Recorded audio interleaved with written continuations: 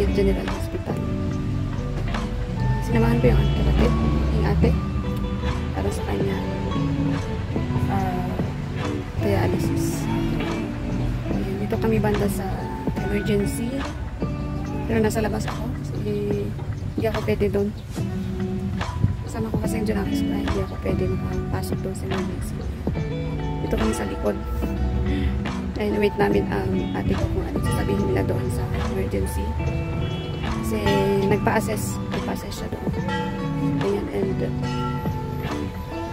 after daw ng assessment niya, punta kami doon sa dialysis.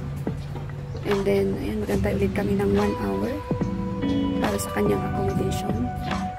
Kasi wala daw space dito sa emergency. Tsaka ano kasi ngayon guys, holiday kaya ayan,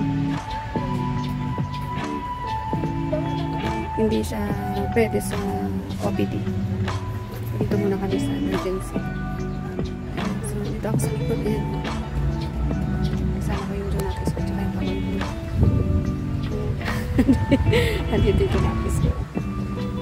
Alright, so ayan guys, mag-antay kami dito siguro hanggang hapon na dito. What are you doing there?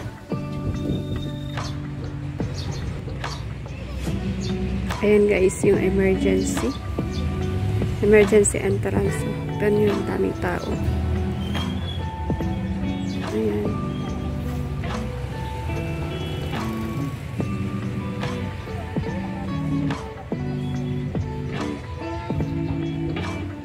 Holiday ngayon pero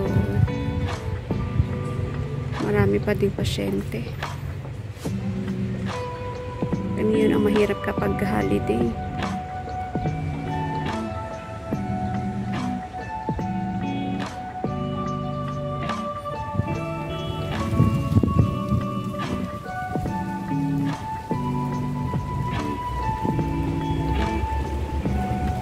Ayan, walang doktor. Naka-rest ang mga doktor. Buti nga may tao pa doon sa open ang dialysis center nila dito sa Benguet General Hospital.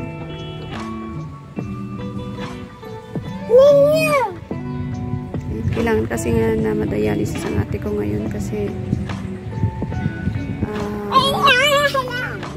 makikita na yung yung paa niya humihina na naman.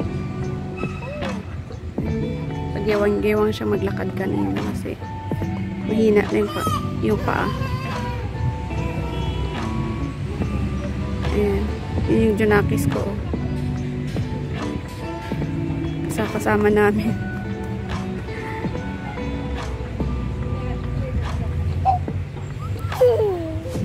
Anak.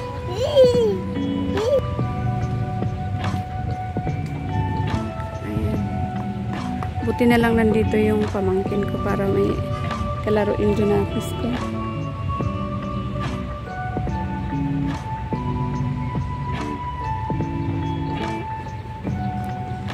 A few moments later.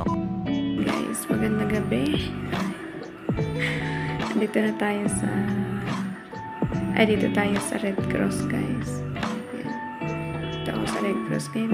Anang tugo para sa pasyente natin guys sa Benguet General Hospital.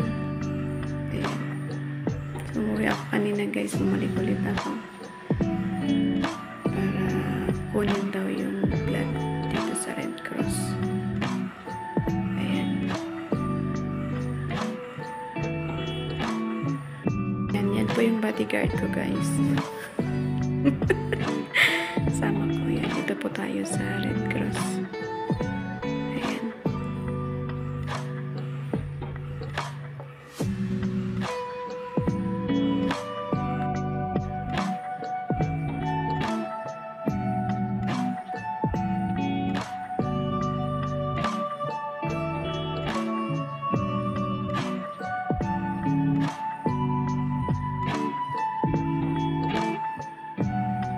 Ayan guys, ito kami sa labas.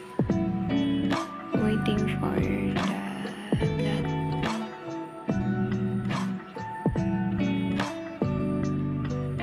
readily available yung blood na kailangan ng pasyente.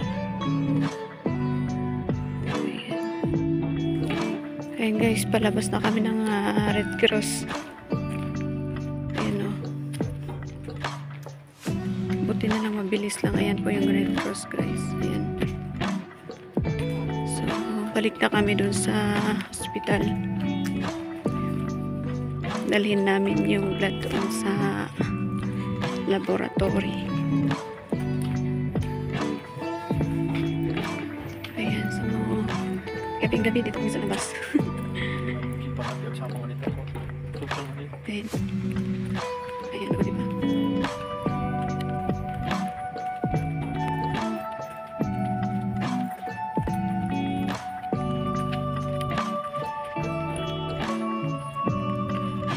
Akala ko guys, kaninang tanghali, akala ko ma-dialysis lang.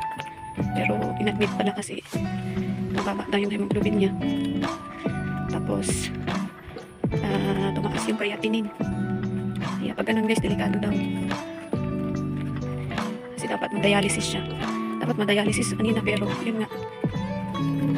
Kailangan daw yung kailangan ma-transfusion ng blood. Yan, dito na kami guys sa emergency. Yan na ako. Ayan. So, dito tayo sa loob ng hospital guys. Ayan. Punta kami ng laboratory guys.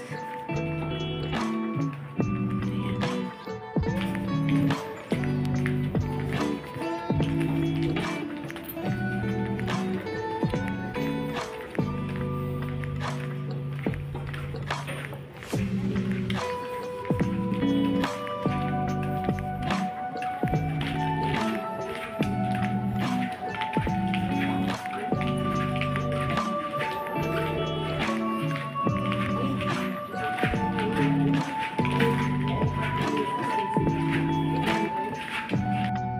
Ayan.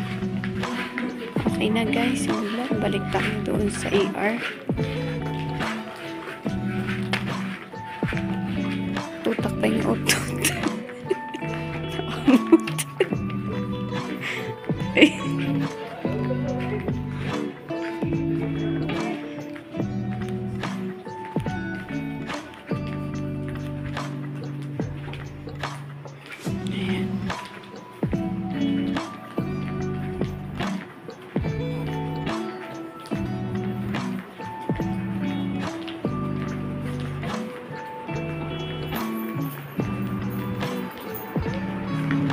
Off ulit natin guys ang ating camera kasi dito na tayo sa ER.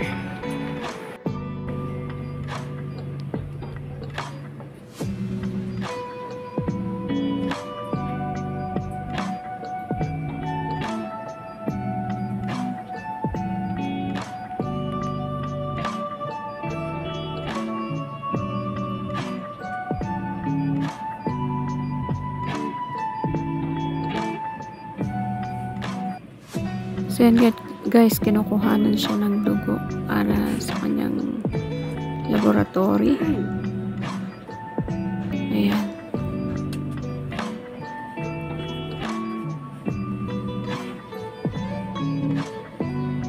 Ayun, bawal daw videohan. Ayan guys, so pauwi na kami. Alright. Thank you so much guys.